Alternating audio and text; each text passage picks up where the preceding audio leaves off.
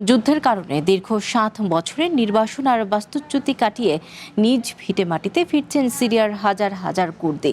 চলতি বছরের জানুয়ারিতে কুর্দি নেতৃত্বাধীন সিরিয়ান ডেমোক্রেটিক ফোর্সেস এসডিএফ এবং দামাস্কাস সরকারের মধ্যে লড়াই বন্ধের সমঝোতা হওয়ায় তাদের এই প্রত্যাবর্তন।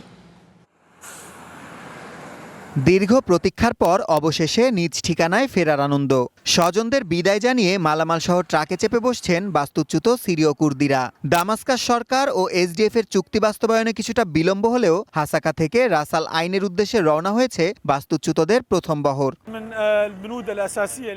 গত ২৯ জানুয়ারি দামেস্ক সরকার ও এসডিএফ এর চুক্তির অন্যতম প্রধান শর্ত ছিল রাস আল আইন ও আফরিন থেকে বাস্তুচ্যুতদের ফিরিয়ে আনা। বিলম্ব হলেও আজ প্রথম বহর রওনা হচ্ছে। এটি ইতিবাচক পদক্ষেপ। আশা করি বাস্তুচ্যুতদের দুর্দশা দ্রুতই শেষ হবে।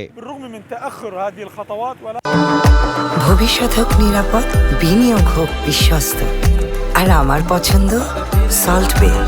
ওয়েলকাম টু সল্ট বে। সিরিয়ার প্রায় ১৪ বছরের গৃহযুদ্ধে জঙ্গি গোষ্ঠী আইএস ও তুর্কি সমর্থিত বিদ্রোহী গোষ্ঠীগুলোর বিরুদ্ধে লড়াই করেছে কুর্দি নেতৃত্বাধীন সিরিয়ান ডেমোক্রেটিক ফোর্সেস। এই দীর্ঘ সংঘাতের ডামাডোলে বারবার হাতবদল হয়েছে তুর্কি সীমান্তবর্তী কৌশলগত শহর রাস আল আইনের নিয়ন্ত্রণ। হাজার হাজার মানুষ জীবন বাঁচাতে ভিটেমাটি ছেড়ে পালিয়ে যেতে বাধ্য হয়েছিল।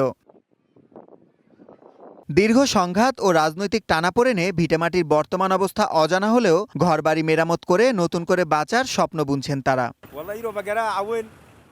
আজকের এই একটি দিন আমার কাছে ৭ বছরের বাস্তুচ্যুতির সমান। আমরা নিজ ঘরে ফিরছি। জানি না বাড়িটি কি অবস্থায় আছে, তবে ঘর মেরামত করে আমরা এখানেই থাকব।